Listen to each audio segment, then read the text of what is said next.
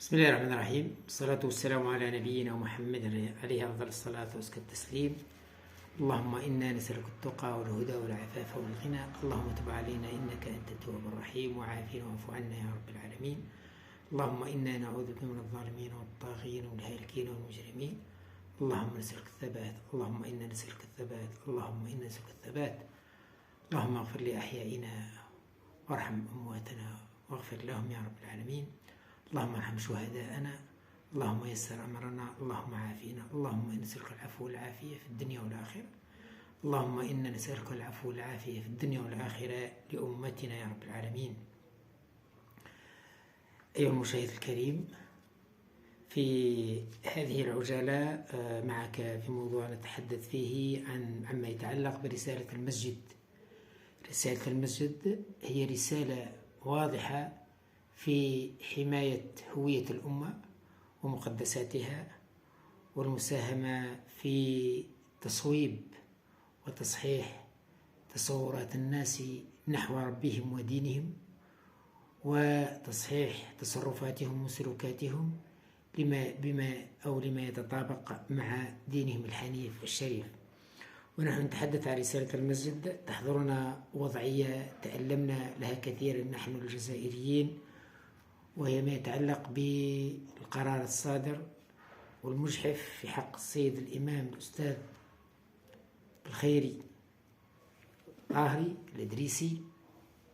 هو إمام متطوع بمسجد القدس بوهران. في أحد خطب الجمعة الماضية أو في خطبة الجمعة الماضية تحدث كما اعتاد عليه الأئمة أو سادتنا الأئمة بالحديث عنه، وهو الأمر المعروف والنهي عن المنكر. هذه هي الرسالة، وهذا هو المضمون الذي اعتدنا أن نسمعه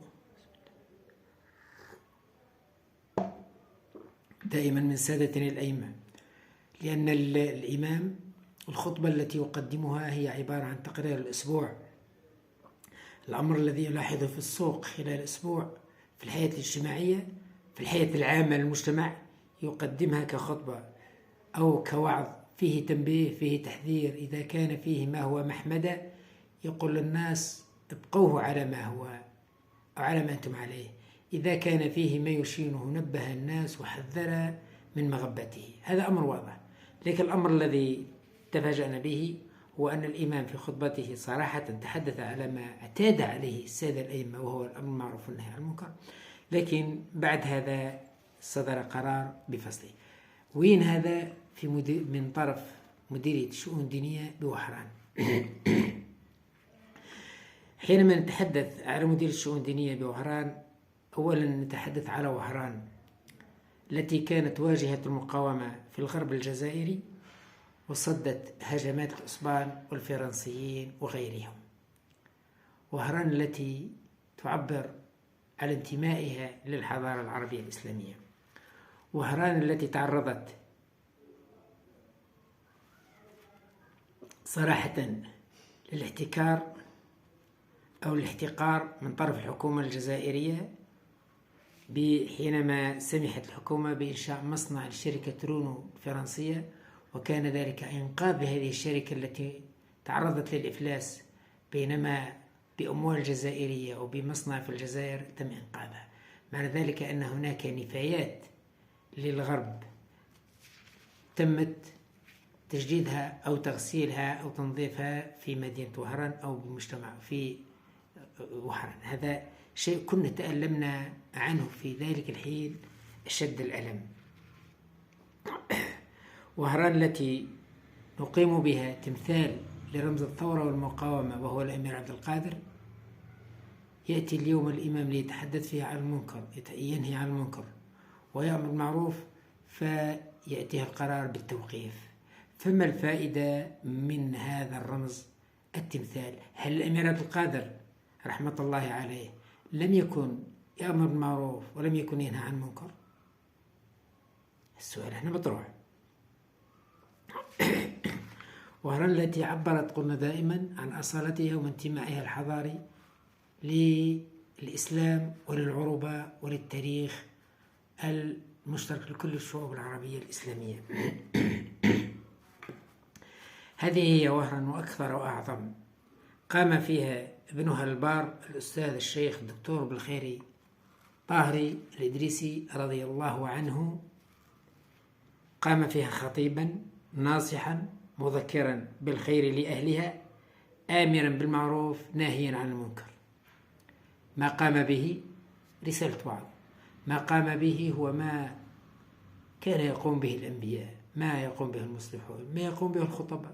خطبة الأسبوع مش كل يوم قال لهم، لا، خطبة الأسبوع في الجمعة حدثهم على ما يجب عليهم اتجاه أبنائهم، اتجاه عائلاتهم، اتجاه حماية الشرف في الأمة وفي العائلات. وقد تتبعنا صراحة خطبة الإمام نقطة نقطة ولم نجد فيها ما يشذ عن الحق وعن الحقيقة وعن منطلقاتنا في هويتنا أو انتمائنا الحضاري أو انتمائنا الوطني، لم نجد فيه. الأمر معتاد جدا. في هذه الحالة خلينا الأمر ننظر، قد تكون هناك مقتضيات أخرى، أسباب أخرى، دواعي أخرى هي التي كانت هي السبب الحقيقي والمباشر لتوقيف الإمام. وتعتبر الخطبة التي قيل بموجبها تم توقيف الإمام، تعتبر تلك الخطبة ما هي إلا الغشة التي قسمت ظهر البعير.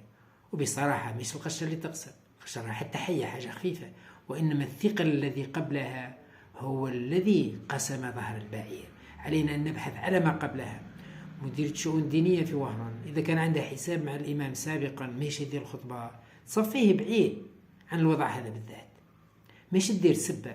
لو أننا أشهدنا المواطنين الذين حضروا تلك الخطبة في رأيهم في خطبة الإمام، هل فيها ما يشين، هل فيها ما يطعن في شرفهم، ما يقدح في هويتهم، ما يشين دينهم، لم نجد فيهم أي منهم يتحدث طعنا في الإمام. ما دام الناس حضروا راضين ومشهود أمة شاهدة، فما الذي شهد بخلاف ذلك أن الإمام أفسد؟ أمة شاهد له بالخيرية، شاهد له بصدق الصواب، بصدق الرأي. يجي ناس واحد آخر مش عارف شو يقول الإمام راح أخطأ، والله ما لازم يتحدث بهذا الحال. إذا لم يتحدث الإمام بالأمر بالمعروف والنهي عن المنكر، فمن الذي يتحدث بالأمر بالمعروف والنهي عن المنكر؟ يجيب واحد علماني حداثي ملحد يتحدث بالأمر بالمعروف والنهي عن المنكر؟ يجيب واحد ما يحفظش كتاب ربي سبحانه، ما يحفظش حديث، وما يعرف عنده حتى آداب في الأمة، وسيء الخلق وسيء السمعة في المجتمع، هو الذي يتحدث عن المعروف والنهي عن المنكر؟ وين اللي يجيبه؟ هذا الأمر كان محل مطابقة بين الذي قدم الدرس وهو الشيخ الإمام المحترم وبين نوعية الموضوع الذي اختاره الإمام، لا مشكلة في ذلك. لكن الأمر الذي كان محل مفاجأة بالنسبة من طرف الإمام ومن طرف المواطنين هو أنه تلقى قرار توقيف من مديرية الوصية وهي مديرية شؤون دينية. علاش؟ بعد ما الخطبة هذه، بعد ما الجمعة هذه، جاء قرار التوقيف. كماش عارف قرار التوقيف هذا جاء عن طريق الهاتف، هل هو جاء يوم الحد ولا يوم السبت ولا يوم الجمعة؟ إذا كان يوم الجمعة ويوم السبت هذه الإدارة باينة ما تخدمش، وما فيه الجهة في الدولة الجزائرية تشعر بالتوقيف. وإذا كان جاب الجمعة والله جاء التوقيف بالسبت، هذه حاجة أخرى. ممكن كان إدارة أخرى تخدم غير إدارة الدولة الجزائرية ونعرفوها وينها، اللي راهي تتحكم مثلا في مدير الشؤون الدينية. هل كل الذي يحذر الناس من العري والعهر ويحارب الفاحشة يتعرض للتوقيف والمتابعة؟ هذا سؤال جوهري. هذا الإمام قال الكلام بهذا الحال. غدوة إمام واحد آخر في وهران والله في قسنطينة والله في المسيلة والله في حاسي بحبح إحنا عندنا والله في مدينة الجلفة يتحدث عن الموضوع نفسه. هل بالحال يتعرض للتوقيف وممكن حتى المساءلة بعد حال؟ المشكلة إحنا يكفي السادة الأئمة أن الأجران تاعهم راهي طايحة، وقلنا في مرة سبقت أن الإمام أبسط درجة في الإمامة كان يفترض أن تكون الأجرة تاعه أكبر من أجرة رئيس المحكمة، أكبر من أجرة رئيس أو وكيل الجمهورية. واليوم نلاحظوا أن الأجرة تاع الإمام أقل بكثير من القطاعات. مع هذا وزدت تتعرض للعقوبات والضغطة. نوعية الرسالة اللي يحملها رسالة الأنبياء. المكان اللي رشاده الإمام ما شده حتى واحد في الأمة، وهو أنه يعتلي منبر رسول الله صلى الله عليه وسلم. الإمام وحده هو اللي يصعد على منبر رسول الله صلى الله عليه وسلم. هذا الإمام اللي يصعد هذا المنبر ولا أحد يصعد غيره. نعرض المساءلة، يحمل رسالة الأنبياء ورسالة خير البشرية، ندير له توقيفة هذه. أما كان صراحة، هذا السؤال نطرحوه على مديرية الشؤون الدينية، أما كان مشرفا لمديرية الشؤون الدينية بوهران أن تحرص على اعتبار خطاب الأستاذ الدكتور الشيخ الملهم مشروعا وطنيا حفاظا على القيم وصون هوية الناس. معنى كان يفترض الخطاب اللي قدمه الإمام يعتبر نموذج يقدمه لكل السادة الأئمة أن اهتموا بمثل ما اهتم به السيد الإمام. أيها السادة، إن القرار بتوقيف الإمام عن خطب المسجد يجعلنا نطرح سؤالنا بشكل آخر، هو ما الذي كانت الوصاية الدينية ترغب أن يتحدث فيه الإمام إن لم يتحدث عن الأمر بالمعروف والنهي عن المنكر؟ واضح السؤال. معناها إذا كان يتحدث عن الأمر بالمعروف والنهي عن المنكر ضروري عليه مشكلة وتوقيف. وشي الحاجة اللي كانوا يحوسوا يتحدث عليها باش ما يديروش توقيف؟ خلونا نطرح سؤال أو نقدم فكرة وضعية. في عهد الاحتلال الفرنسي، يسمحوا لي السادة الأئمة عما أريد طرحه، في عهد الاحتلال الفرنسي كان السادة الأئمة في دروس الوعظ أو في الخطب أو في الدروس الشرح يحدثون الناس عن أن الرسول صلى الله عليه وسلم كان يأكل الخبز بالملح، وفي روايات أخرى كان يأكل الخبز بالزيت. والقوم الإمام بشرح هذا الحديث أو بهذا المعنى. وأثر عن الرسول صلى الله عليه وسلم عن عبد الله بن عمر بن الخطاب أنه شرب الماء واقفا من قربة وشرب الماء جالسا. هذا الطرح الديني نحن لا ننكره أنه حقيقة سنة في الرسول صلى الله عليه وسلم أو تصرف عليه الصلاة والسلام، لكن نوعية الخطاب أو ما تم اختياره من الدين للشعب الجزائري هو هذا الذي أرادت فرنسا أن يقدمه الإمام، لأن خطب الإمام كانت مراقبة، وأي إمام يحدث الناس عن الأمر بالمعروف والنهي عن المنكر يعتبر ذلك مخالفة وقد يعرضه للإعدام. اليوم رانا مستقلين في دولة جزائرية، هل المطلوب من الإمام وهل أرادت شؤون دينية من الإمام أن يحدث الناس عن الرسول صلى الله عليه وسلم كان يأكل خبزا بالملح، وفي رواية أخرى يأكل الخبز بالزيت، وكان يشرب واقفا، وفي رواية أخرى يشرب جالسا من فم القبل؟ هل هذه النوعية من المواضيع هي التي أرادت شؤون دينية أن ترشد الإمام ليتحدث عنها وهو يعيش في مدينة فيها ظهر فيها العري، ظهر فيها الفساد، يخلي ولاة فرنسا والحركة تاع فرنسا يفسدوا في البلاد، يفسدوا في الشعب، وهو يتحدث عن الخبز والزيت والملح، يزهد الناس حتى في أبسط مظاهر الحياة؟ هل ما يتحدثش عن الحوايج هذه الأمر معروف والنهي عن المنكر، ويخلي المخدرات تفسد لي شباب وهران، تفسد لي أهلي ثم، تفسد لنا بناتي، تفسد لي بناتي ثم، تفسد لي عقول الناس ثم، تخليهم ديايثة؟ هل هذا هو الذي أراد شؤون دينية أن يتحدث فيه الإمام؟ سؤالي مشروع حين ما طرحته. إذا لم يكن الإمام يتحدث بهذا المعنى عن الأمر معروف والنهي عن المنكر، فما هي المواضيع التي أرادت شؤون دينية أن يهتم بها الإمام؟ سؤال وجيه. إذن علينا أن ننتبه أيها السادة الكرام. أرجو لمسيري قطاع الشؤون الدينية أن ينتبهوا وأن لا يعيدوا هذه الأخطاء، وإلا كنا في غنى تماما عن وزارة تسمى وزارة الشؤون الدينية، في غنى تماما. وطبيعة الحال ما هي الحاجة التي تقدمها الشؤون الدينية؟ الشؤون الدينية عندنا المساجد الشعب يبني فيها صلاة النبي، عندنا المساجد الشعب متطوع فيها.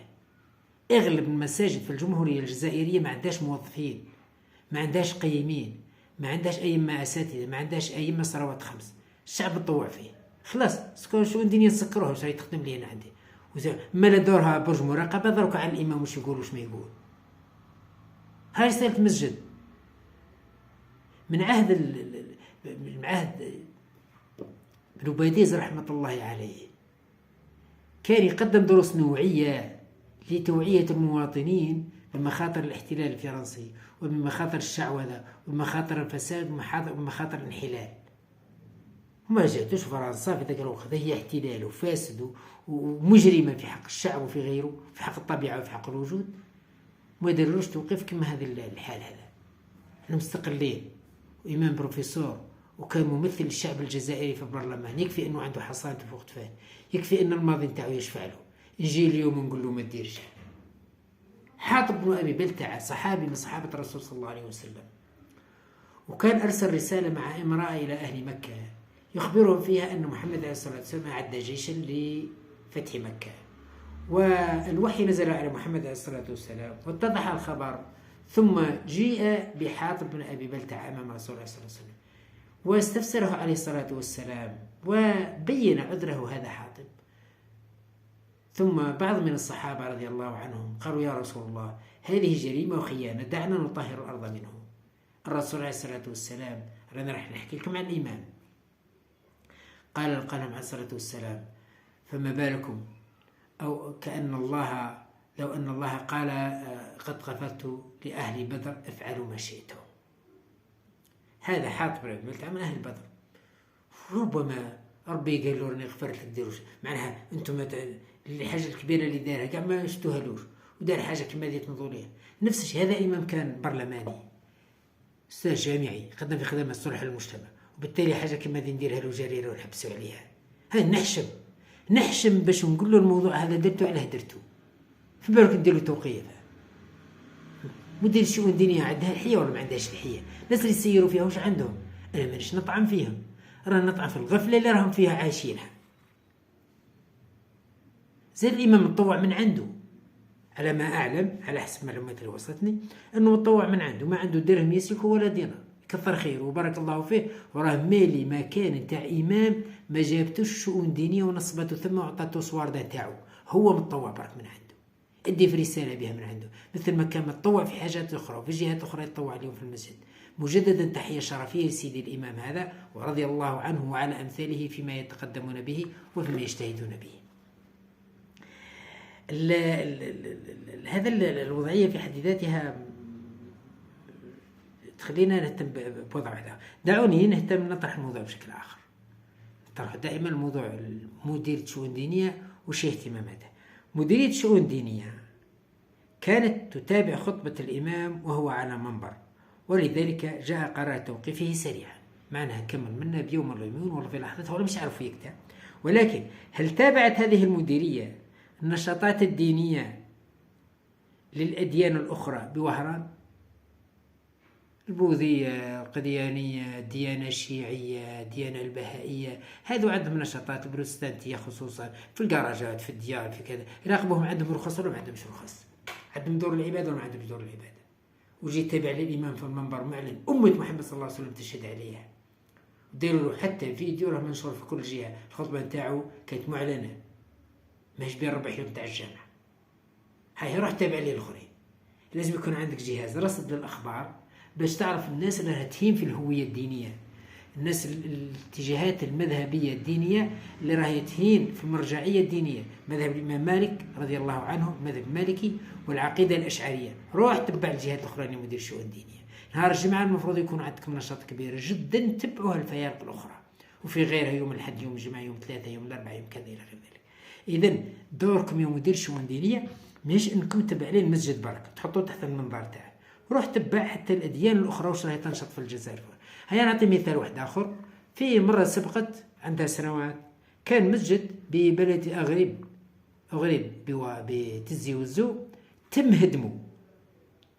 هدمه في وقت الناس كلها في المساجد تصلي. كان هذا المسجد في طور الإنشاء، قريب يكملوه، وطبعا لسه حتى يكون كامل لسه ما طاولوش الرخصة تاعه ولا لسه يكملوا فيه. كان لحظتها مع لا واحد عنده، جاو ناس همجيين هجموا على الجامع تهدموه. مدير الشؤون الدينية في ولاية تزي وزو على ما تحركتش وبحثت الناس هذا وقدموهم اعتبروا العملية جنائية وأنها هدم الأملاك المواطنين وهدم الغير.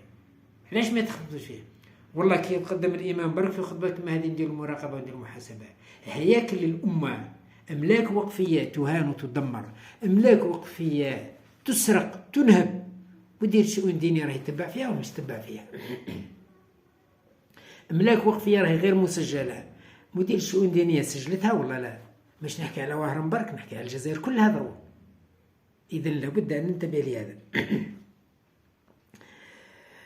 فما الذي كان يجب أن تقوم به مديرية الشؤون الدينية إذا لم يكن الأمر بالمعروف والنهي عن المنكر؟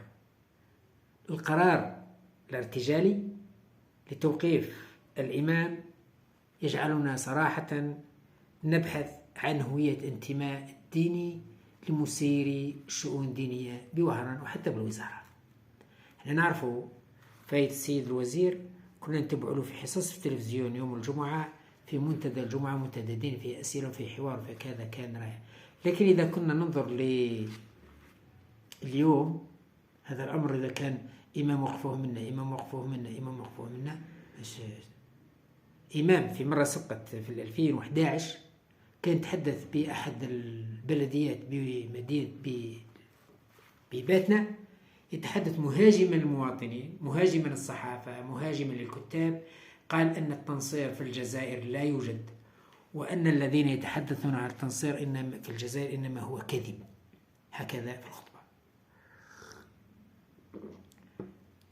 يجي إمام في باتنا ويتحدث عن التنصير ما كانش في الجزائر، وراه الوعي اللي عنده، هذا التكوين عنده تكون عليه الإمام.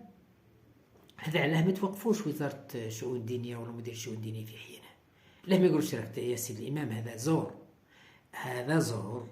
التنصير موجود بمستويات ويختلف من منطقة إلى أخرى، وأن البروتستانتية هي اللي تنشط أكثر من المذاهب الخرافية الدينية الأخرى، النصرانية وما شابه ذلك، وأن هناك مخططات لتنصير المجتمع العربي الإسلامي كله، في مخطط في مؤتمر كولورادو في عام 1974.